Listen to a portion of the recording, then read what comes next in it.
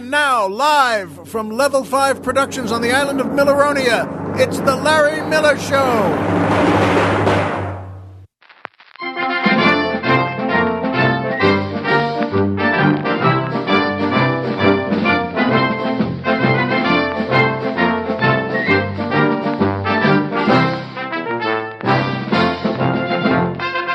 Good evening, Mr. and Mrs. America, and everyone who had a great Mother's Day.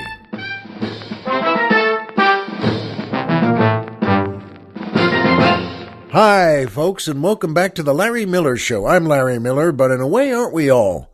And yes, I said great Mother's Day, and I'll tell you why in a minute.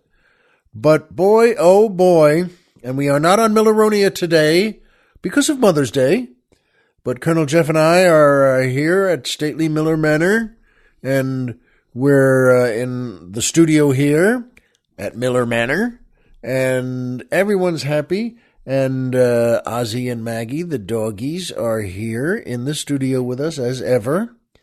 And it's beautiful out here in Southern California, and we're happy, and we're making another show, which makes us happy. It's a great blessing, folks, and I hope you all feel the same way and you enjoy listening. And but once again, that music makes me just chipper. And the Colonel's the same way.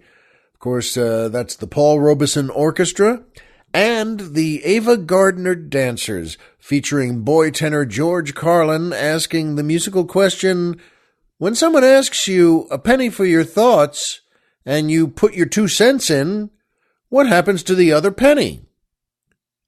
Well, that's a heck of a question. Not surprisingly, anything from George Carlin, God bless him, was always nifty. It was just, what a mind and what a heart he had, and still does. Well, first of all, George, good question, and I think, and I asked the Colonel this too, and we agreed that used to be, in days past, that each of those pennies was used to weigh down the tone arm of every record player in America. And we had one in our house that did that. My dad, God bless him, we got a Fisher stereo, which was a big deal thing in 1960 or so when my mom and dad went and got one of those. I think my dad brought it home, and that was a pretty official stereo unit there. And we had one was an FM tuner, I think, if that's the right word, I think it is. And the other was, a record player, a turntable, that went into a different place, a sliding drawer in the cabinet he got. Is that called a credenza?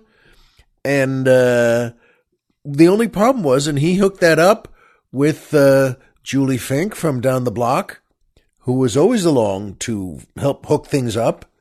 And, they were always, I always loved the Finks and the kids, and, they were always, Julie knew everything about, he was always really knowledgeable enough to get things 96% right.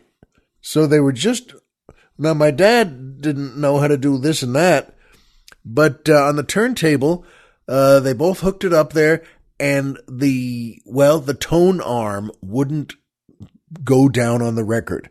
It was too light, too airy. It just wouldn't balance down onto the record. So my dad took out a dime from his pocket and put that on the front of the tone arm, and it worked perfectly. You could push the automatic button, and you'd turn the player and the unit on the right way. I hope those words are close. But, and then that dime on the tone arm would go up. It shook the tiniest bit. It shook just a little bit. But it would then move over onto the record itself and go down, plop down onto the record, and it worked perfectly. And folks, that tone arm and that record player and that stereo and that dime were in the same place for 35 years. Past my parents came to our wedding, God bless them, and but that dime was ours. So when Colonel Jeff said, hey, maybe they use the pennies for the tone arms, I said, Well, maybe they used a dime, too. And I told him that story, and I thought I would tell you. I think, well, what happened to those pennies? What happened to all pennies that came in? Well, as I said, used to be the Colonel and I agreed that every record player in America had one on the tone arm. But here was my idea that, when people stopped using razor blades, and they haven't stopped using razor blades. I still use a safety razor, not as much as I used to, but I've still got one, and they still make razor blades with weird names, by the way, but that's something else. And you know what? There was a slot in every medicine cabinet, again, in America. Someone got the idea, and the Colonel and I just agreed it was either the dumbest idea in history or the most brilliant idea in history. Every medicine cabinet that was put into an American bathroom, where it was recessed in the wall, inserted into the wall there, well, those walls were, walls. They had plaster and sheetrock, and then they were made with 2x4, and maybe they had a beam, but they didn't really need one. And this was before that there wasn't any, lining. There was no asbestos in there, and there was just a big space that went down to the foundation. So about 5 feet there. And the point is, someone got the idea, and they did it. They put it in every medicine cabinet ever made. There was a little slot. I wonder if you folks had those, that a little slot in the back wall, the little tin or metal part of the medicine cabinet, and that was for used razor blades. And that's why when every man had razor blades and every man shaved, and when the razor blade got old, if you think about it, it's a great idea. What else would you do with the used razor blade? I mean, the answer is nothing. If you just, wrap it in something? Wrap it in paper or in wax paper or cardboard or anything, and then toss it out in your big, garbage bag in the kitchen where you put the old ribs from dinner? I mean, someone's going to get sliced by that eventually, you or someone who collects the garbage. And the point is, I think that's brilliant. I remember that from my childhood. I remember seeing that slot thinking, how do you like that? And knowing that's where my daddy put his razor blades. And the slot itself was only, about 2 inches long. It was horizontal. And maybe an eighth of an inch thick, a 16th or an eighth, but plenty of room for a razor blade. And you could just take the razor blade, stick it in there, and it would just go, it would go, down 4 feet into the wall of your bathroom. And I thought that maybe when most people today, of course, almost all men stopped using razor blades today, people could use that slot for pennies, for all the old pennies from tone arms, and most people don't have tone arms anymore either. What would he do with then all those pennies? Stick them in the razor blade slot there. And then the Colonel and I wondered, and I think it's a good question, who finds that?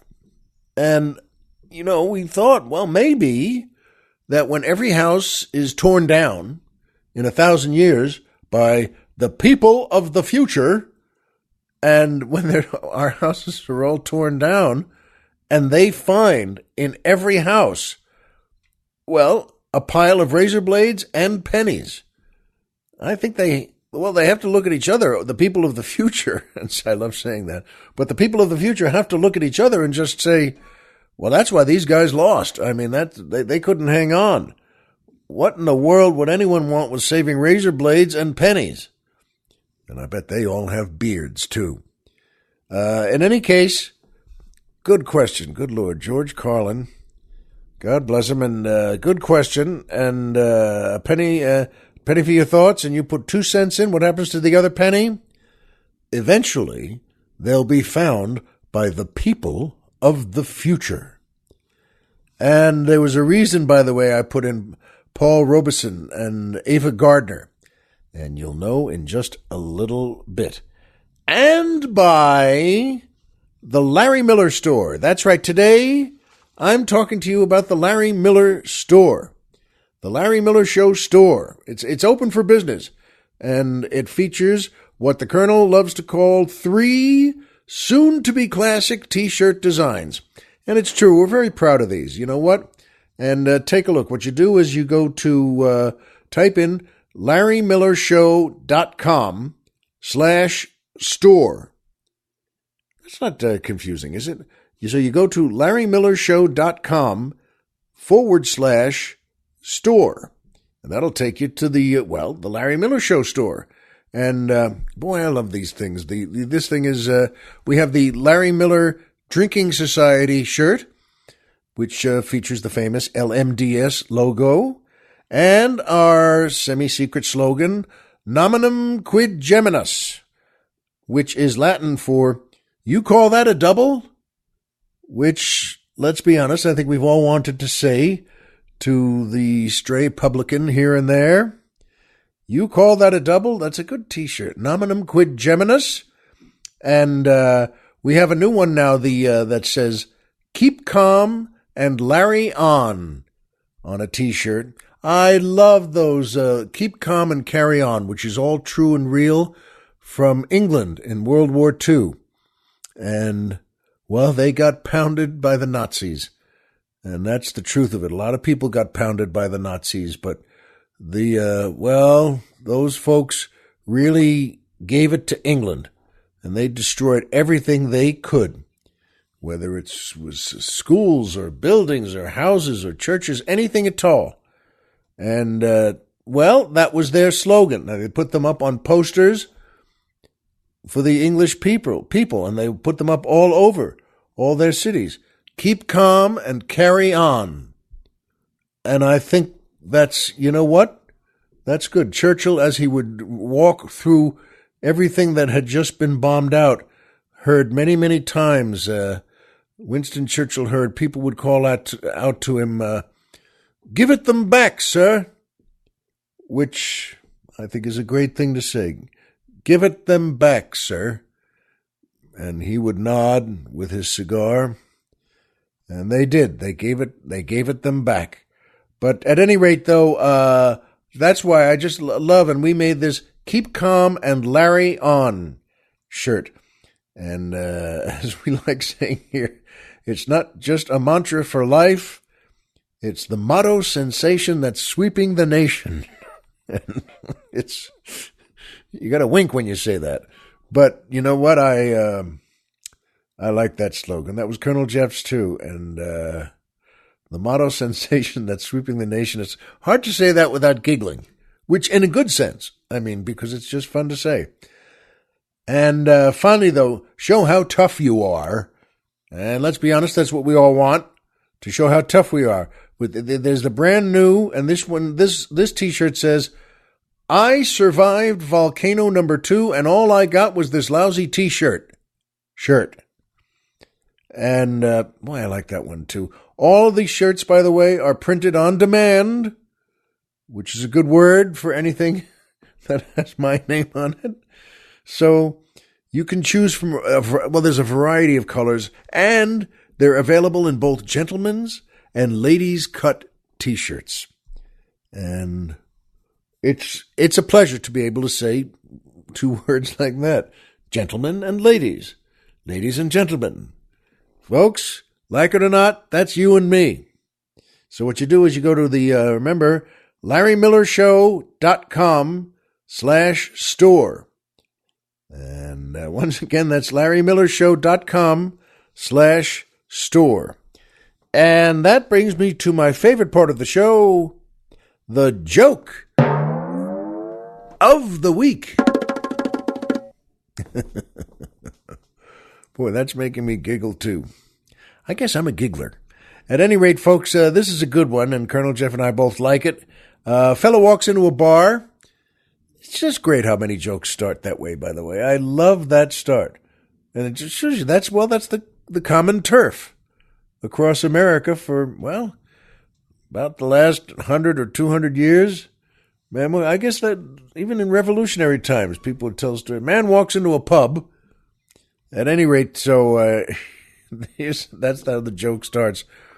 Man walks into a bar and sidles up to it and sits down on the stool, and he just happens to glance over on his right, and there's a lovely young blonde woman sitting there on the stool next to him. And So bartender comes over, he orders a drink, and sits there and enjoys that and has a few sips of that, and the TV is on and the news is on. It's the 10 o'clock news at night.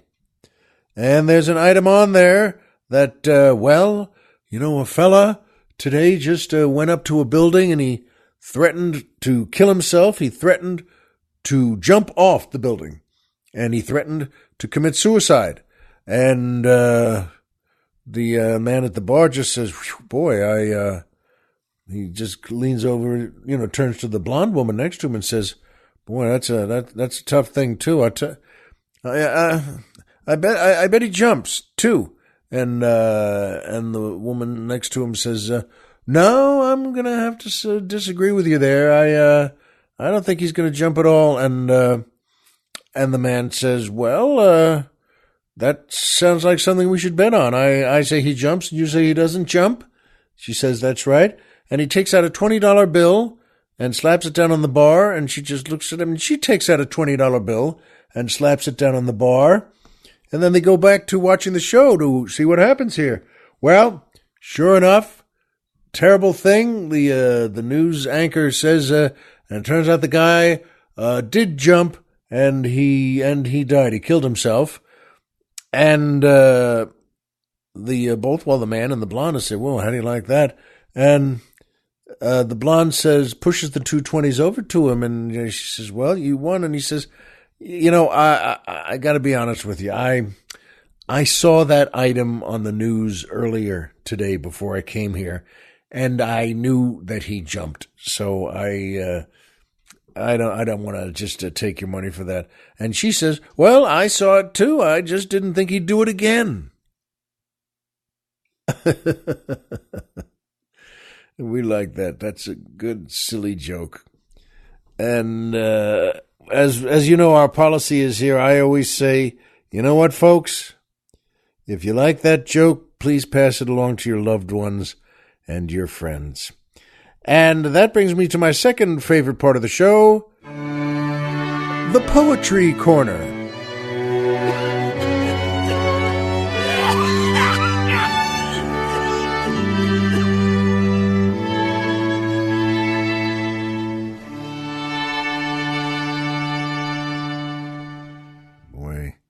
Even that cough is, well, I guess I'm not giggling at that. That fella's cough. He's got to have that taken a look at. Someone's got to look at that for him. Anyway, this is a good poem, folks. It's by the great Herman Melville of Moby Dick fame and so many other things from the 19th century. What a great American writer. And it's called Gettysburg. And here it is. O pride of the days in prime of the months, now trebled in great renown, when before the ark of our holy cause fell Dagon down. Dagon foredoomed, who armed and targed, never his impious heart enlarged. Beyond that hour God walled his power, and then the last invader charged. He charged, and in that charged condensed his all of hate and all of fire. He sought to blast us in his scorn and wither us in his ire. Before him went the shriek of shells, aerial screamings, taunts, and yells. Then the three waves in flashed advance surged but were met, and back they set. Pride was repelled by sterner pride, and right is a stronghold yet. Before our lines it seemed a beach which wild September gales have strown with havoc on wreck, and dashed therewith pale crews unknown, men, arms, and steeds. The evening sun died on the face of each lifeless one, and died along the winding marge of fight, and searching parties lone. Sloped on the hill the mounds were green, our center held that place of graves, and some still hold it in their swoon, and over these a glory waves. The warrior monument crashed in fight shall soar transfigured in loftier light. A meaning ampler bear, soldier and priest with hymn and prayer have laid the stone, and every bone shall rest in honor there. Well, that's lovely, isn't it? Herman Melville. By golly. And there's nothing greater than that story. And you know, folks, we were just saying that we were talking about how, because, well, the Mississippi River is going to come up. I'm going to tell you something about it very soon. And Gettysburg, the Battle of Gettysburg, was won by the Union, by the Bluecoats, by the United States on July 3rd, 1863, I think it was. And on the same day, July 3rd, 1863, the Battle of Vicksburg was won. It was a siege maintained by General Grant on one of the great towns and cities on the Mississippi River. Boy, those folks in Vicksburg had it bad. It was, I think, more than a year, a good deal more than a year. And they had no food and nothing to get, really. They were encircled. And, well, they ate sawdust and horses and whatever they could get a hold of. And then eventually they surrendered. But both happened on July 3rd. And, well, it means a lot, folks. These things, you know, I've never known how to feel, oh boy, we won or we lost. You know what, though? It just means a lot that it was done, and that these brave men and all the, good Lord, all the, Clara Barton nurses, wasn't she from the Civil War too? So many people saved and took so many lives, and America moved another step forward. Well, you know what, though, folks? It means a lot, and you'll know why coming up now, because this is time for my third favorite part of the show, MMM, the Triple M, Magic Movie Moment.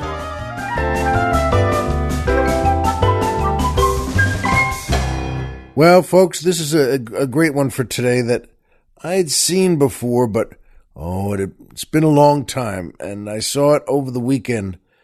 Showboat, from 1951, directed by George Sidney. And good Lord, what a Jerome Kern and Oscar Hammerstein II, and writing. There's so many credits here, and Edna Ferber, the great Edna Ferber, wrote the novel, and, folks, in fact, the greatest music, I think, in many ways, from any American musical, and I'm not sure there's no clear credits here for that, but, what a cast. Katherine Grayson as Marjorie, the lead, Ava Gardner as Julie Laverne. What a wonderful character. What a great job she did. Howard Keel as Gaylord Ravenel. And the Colonel and I were smiling at this. They're great names.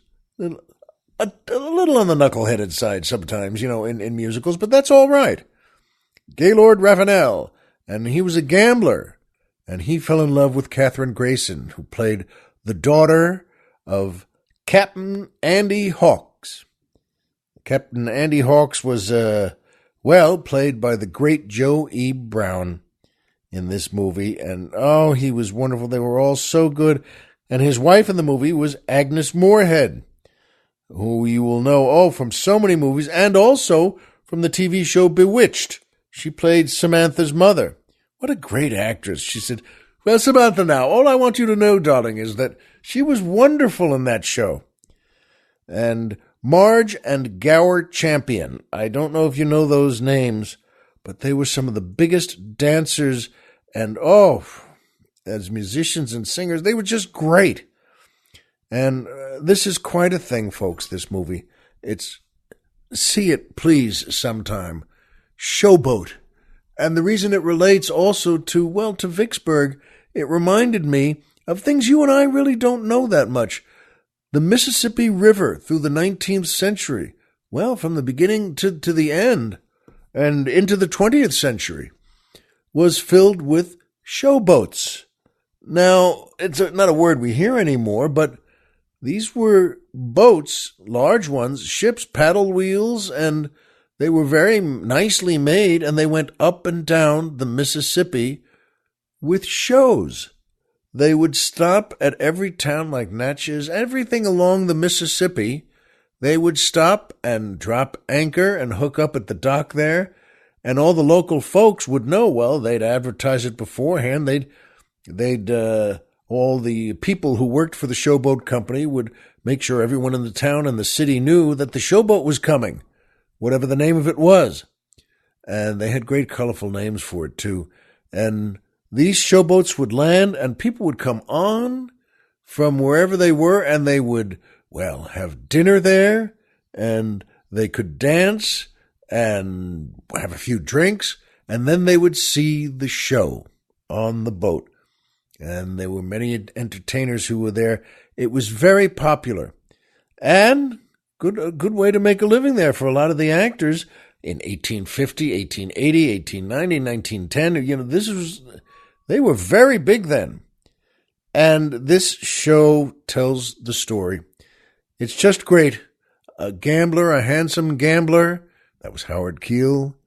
And he's working a lot of these, as a lot of gamblers did. They would work a lot of these boats, the showboats.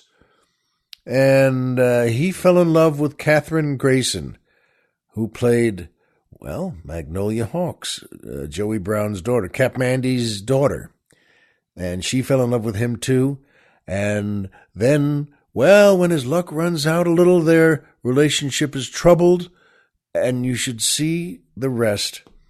But it's a great story, and the magic movie moment for me is the great Ava Gardner plays a character who just hasn't found happiness in life.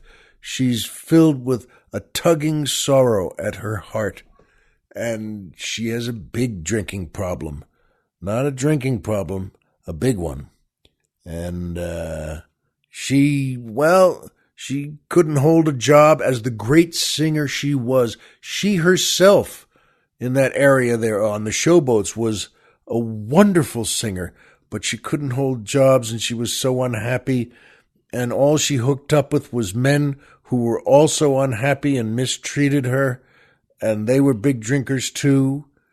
And folks, near the end of the movie, as the stories are told, and then the couple breaks up, and the couple, he hears about it, and Howard Keel hears about it from Ava Gardner in a different post in a different area there, and she tells him, do this, your wife.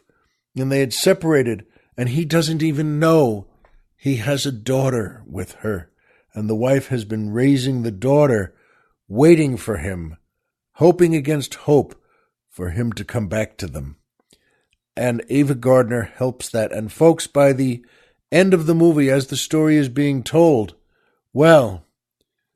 it's great because they play one of the greatest songs again from this movie, a fabulous score with great lyrics and great music, but a song that became an American tradition the second it was revealed, the second it was first sung. And that song is Old Man River. Now, you've probably heard that or heard of it, but it's very good. It's very important. Listen to the words again. It's sung, in this case, by William Warwick and in the movie, but it was, I think, made most famous by the great Paul Robeson. What a voice, what a talent he was. He spoke, in fact, to my father's high school in Brooklyn, Abraham Lincoln High in Brooklyn, when my dad was a kid. And they all went there in their little short-sleeve white shirts and their little short clip-on ties to an assembly, and the great Paul Robeson came to speak to them. And my dad remembered, he told me that Paul Robeson, with that great resounding bass voice, said to them from the stage, he said, "I, the grandson of a slave." And then he continued, "I'm here today to speak to you, all of you." But that phrase really made me think, even when I was a kid, when my dad told me, good Lord, folks, "I, the grandson of a slave." Well, folks, that song itself, what great words, what great images, what great truths it had. Those words, Old Man River, that old man river, he must know something. He just keeps rolling. And that old man river, he just keeps rolling along. What a phrase, though, to call it Old Man River, the Mississippi. And the way it's sung by Robeson, good Lord. Old Man River, that old man river. I hate to insult it really by taking a whack at it like that myself, but what a way to think of it. He must know something. He just keeps rolling. That old man river, he just keeps rolling along. And then, what I remember. That's why, yes, what's that last part of the song that, after tote that barge, tote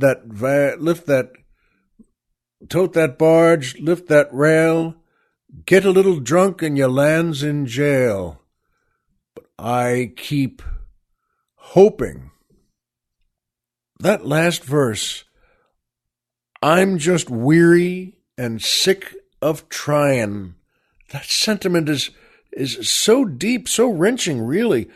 I'm just weary and sick of trying. I'm tired of living, but scared of dying. But Old Man River, that old man river, he just keeps rolling along.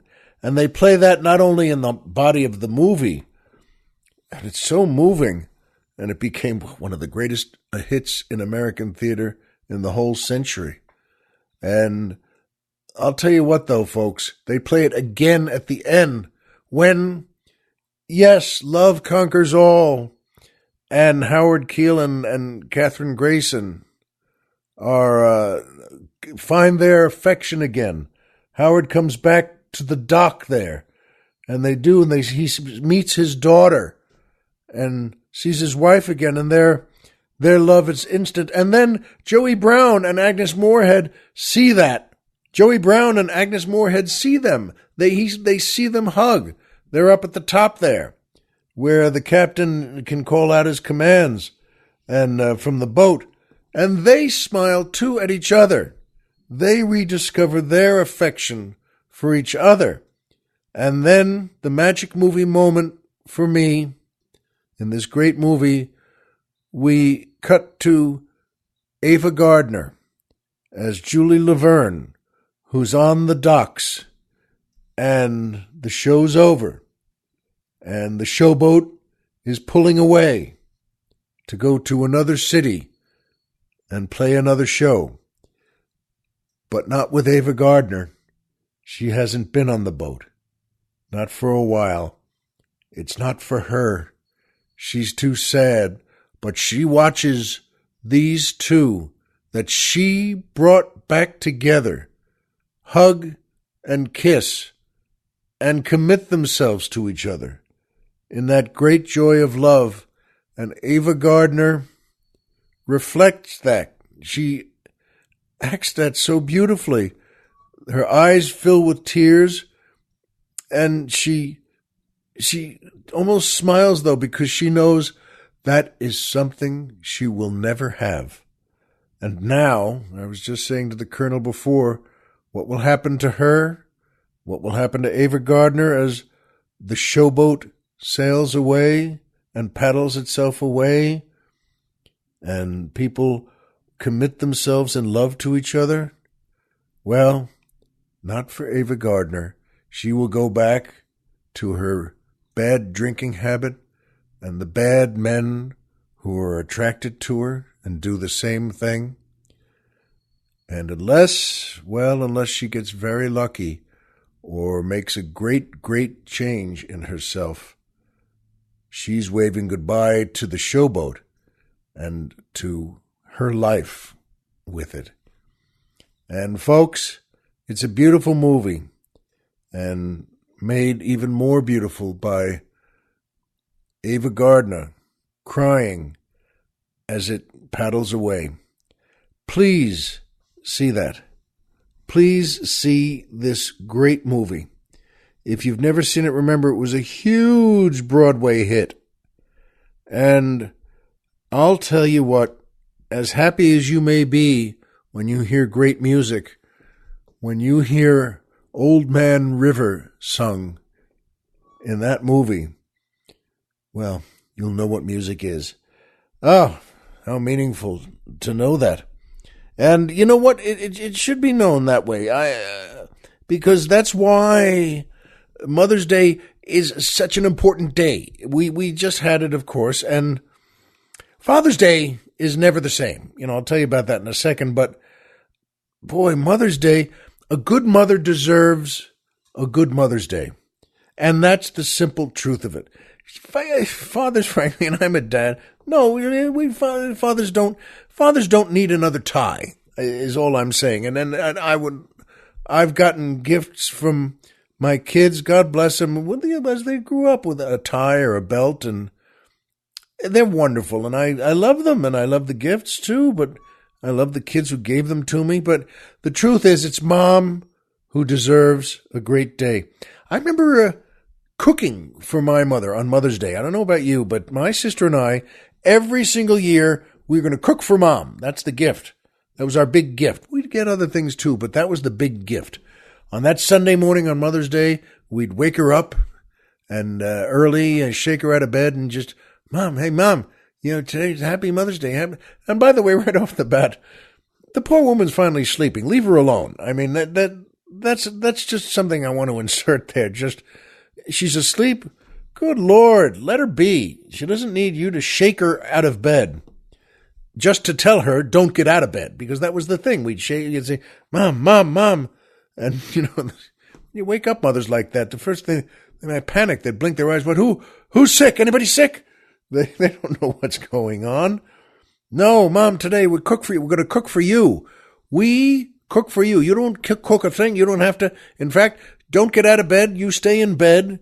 We're going to go to the kitchen. We're going to cook everything and bring it here to you. And I'm telling you, we did this every year, but every year my mother, God bless her, would look at us and say, please, no, sweetheart, no, don't do that. Don't, no, just don't. I don't need anything. Just the two of you, just go make yourself some cereal and just, and watch some cartoons. And, I'm going to go back to sleep if I can. And then but don't cook for me, because she knew that, by the way, because we absolutely ruined the kitchen every year. Every year we destroyed the kitchen. I mean, come on. We would just, get just to make anything, you'd hear pots and pans hitting the floor and, giant gas explosions with orange flames just shooting into the living room. But I mean, we destroyed the kitchen. And every year, bang, and then after about an hour and a half, we'd bring Mom a cup of coffee, which was terrible coffee. It couldn't be unterrible, but she would take it, all right, and then, like a small glass of orange juice. And, God bless her, she accepted it because she knew we were really trying. And it was never good. Whatever we made was terrible. We'd always try something like French toast, which was horrible. Whatever we made was horrifying. And the fact that we didn't burn the house down was the great blessing of that Mother's Day. Because she knew, my mom knew that the real Mother's Day was she had to clean the kitchen after every one of these episodes. And she would have to go in there. She could have used a crew there, a building crew of just, really just sand everything down. But she did it, and we cooked for her every year. It was different for Dad. I got my father Old Spice every year. So for Father's Day, again, it's different. We go to the pharmacy, Mr. Brill's Pharmacy, and I would always get some more Old Spice, and he always had plenty of Old Spice, because every kid would get that for his father on Father's Day. I don't know if it was Old Spice, but with me, boy, I always got Old Spice. And but for Mom, we would cook. And this year, because remember, a good mother deserves a good Father's Day, our older boy, who is a corporal now in the Marines, drove up from his base in San Diego there. And, that was the reason. He drove up for Mother's Day. And so we could all go to dinner together, which is awfully nice of him. And that's a heck of a drive, by the way. I don't know if you know that, but San Diego to Los Angeles is, on a perfect day that nothing goes wrong, it's 2.5 hours. And that's not speeding, but you can really glide along and say, look how beautiful it is. Look at that. Look how the ocean is. Look at that. But if anything is wrong, and there's always something wrong. I mean, come on, there's always construction or traffic. Suddenly, then it becomes it's a 3.5 hour drive. And, you're ready to kill someone, and they're ready to kill you. But that's all right, and because that's the drive. It's both the greatest and the worst drive in America. But he came up, he got here about 5:30 on Sunday afternoon, and, my wife was thrilled to see him, and he made a good, he made a great Marine effort there. And we all went out, the four of us, to a nice restaurant, not a fancy place, but it was a good barbecue place that was filled with families. And everybody was the same in the sense that every father with every family was a chubby comedy writer. I mean, that's what they are. My wife is a great writer-producer. And, I'm me. But we knew everyone there, every father and every mother, too. But all the fathers, hey, look, there's Brian. Hey, look, there's Phil. They're all, other writers my wife has worked with. And that's a perfect place to be because, the fathers are all a little chubby, which is what they are. And because they're writers. I remember when the first writers' strike, when they would give out T-shirts that were all, the Writers Guild shirts were all XXL and XXL. And they were. Now you put those on, you say, this feels good. And that's where every chubby writer had a very comfortable, large, extra large, never mind large, extra large, 2XL or 3XL shirt. And then I was asked by the Screen Actors Guild, which I'm a member of also, that they wanted me to come down and make a speech to tell them they had a rally outdoor at a studio on Pico, and that's right, it was Fox. At any rate, though, so they asked me to come down and make a speech, and I said fine. So I got down there and went to the head table there with all the folks who were organizing everything, and they said, "Oh, here, put on a SAG T-shirt," and I said, "Great," but all they had there was SAG T-shirts, meaning they were all small and extra small because they're for actors. That's when I laughed because I realized, that's the difference there. Let's see, we're looking for T-shirts for writers. Oh, then we get the 2XL and then the 3XL. What about for actors? No, for actors, you mean like Keira Knightley? No, we're going to get her a triple small, and you're a guy, so we'll give you a double small. They were all, I'm telling you, I looked like Jethro, where your hands and arms are stinging.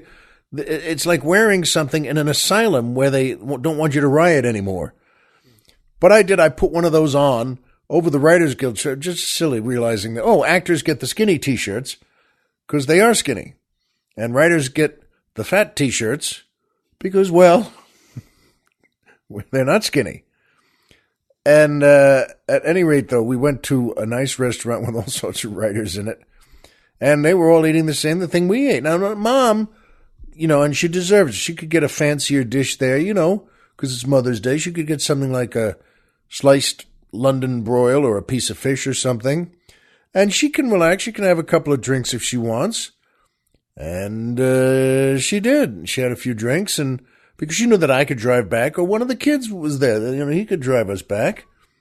And so she had a great meal, and I, as the dad, can tear into a rack of ribs and look like a Roman slave. I mean, it's not as elegant. And, you've got your face lathered in sauce and meats and a big frosty mug of beer that keeps getting refilled magically.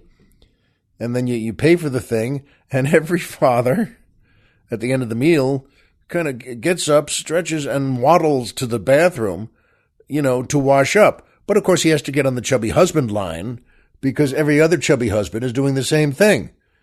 We've all eaten the same thing.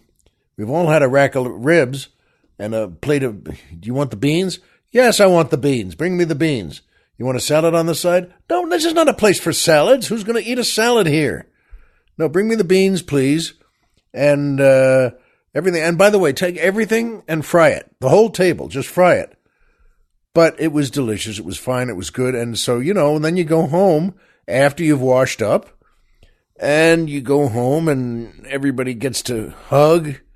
It's a meal. It's not 7 hours. It's about an hour and a half.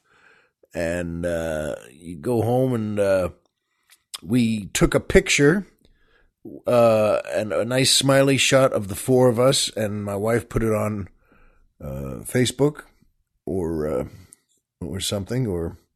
I think it was Facebook. And by the way, all of us, all the rib-stuffed fathers, then wind up sitting alone watching TV for a couple hours alone so that he can belch without making his wife want to throw up. His wife can go upstairs. It's a holiday. It's her holiday. And the truth is the husband can use that time alone to, that's the way to end the holiday. And then my son, the Marine, drove back that same night. He was only here for, about 2.5, 3 hours. But he's young and he's tough enough to do that. So we got back in the car and pulled out. We had a nice hug in the driveway, and he pulled out about 8:30 that night. And, thank God he got home safely back to the base there. It's weird for me to say home, by the way, that way, because coming back here, this is his home. But I suppose that's the classic thing a father should say. But you know what? It was a wonderful Mother's Day. And, our younger son got her something nice. He got her a card, and he wrote something nice in it. And that really moved her. It was very nice. And he wrote a check to her for $9. They had a running joke about that, the number 9 in money. So he gave her a check for $9, and she was teared up and said, "That's very sweet." She said, "Do you mind if I don't cash this? Can I just sort of thumbtack this to the bulletin board and then cash it?" But and then I gave her. Well, you know what? I've mentioned this before, and I'm not proud of it. But I kind of, and I went to Ralph's that day. This was a big supermarket in our area. And I went to Ralph's to get all sorts of things that both the boys and my wife might want, and even though our older son wasn't coming up from till 5:30 and we were all going to go out to dinner, still, there are things he likes, that herring, pickles, and things like that. And the things that even if he doesn't touch, Daddy can. The next day, things Daddy likes. But I got all sorts of stuff and coffee and milk and things we needed. And then I thought, Well, I hadn't gotten anything for my wife for Mother's Day. And that's stupid. I know it. But I didn't. I didn't get her anything. And I knew they had a flower department there at Ralph's. My wife doesn't like flowers. She doesn't like when I get her flowers. But I always think I'm not trying to make her, make her annoyed, but well, at least I can get that. I can do that. So I did. I went to the flower department, and there was a big line of men just like me. It was all men on Father's Day at the flower department. And one of the guys on line behind me said, "Boy, there's a big line today." And I said, "Well, yes, that's because it's the stupid husband's line." And he laughed and said, "You mean we're all?" I said, "Yes, that's right, you and me included. We're all just stupid, too dumb to buy our wives something yesterday or the day before that. Too dumb. And so this is the good stupid line. We can go up and get," and I got, 2 dozen roses. They 2 batches, a dozen in each, and a balloon that said, "I love you, happy Mother's Day." And I was looking forward to bringing that home, by the way, but I put it in the balloon flew out the sunroof a couple of blocks from us here. And I mean, it went, boo, it went like blasted out of the sunroof. And that balloon is on Mars now. That thing was going. And, well, you know what, though? I was glad I set the roses up in 2 different vases with water, and I took the little card they had there and wrote something affectionate, which is not your business. And I think she liked that just fine. But you know what, again, a good mother deserves a good Mother's Day and a good gift. Next year, well, maybe I'll get her something better. But you know that, and I know that. I hope you had a good one and that you have a great one too next year on Mother's Day. And we know the same things, folks. Homer is Homer and Pluto is a planet. So remember, as always, if you walked out of bed today and had a job to go to and a home to come back to and someone there who cares about you, folks, the game's over and you've won. Happy Everything Day. We'll see you next time.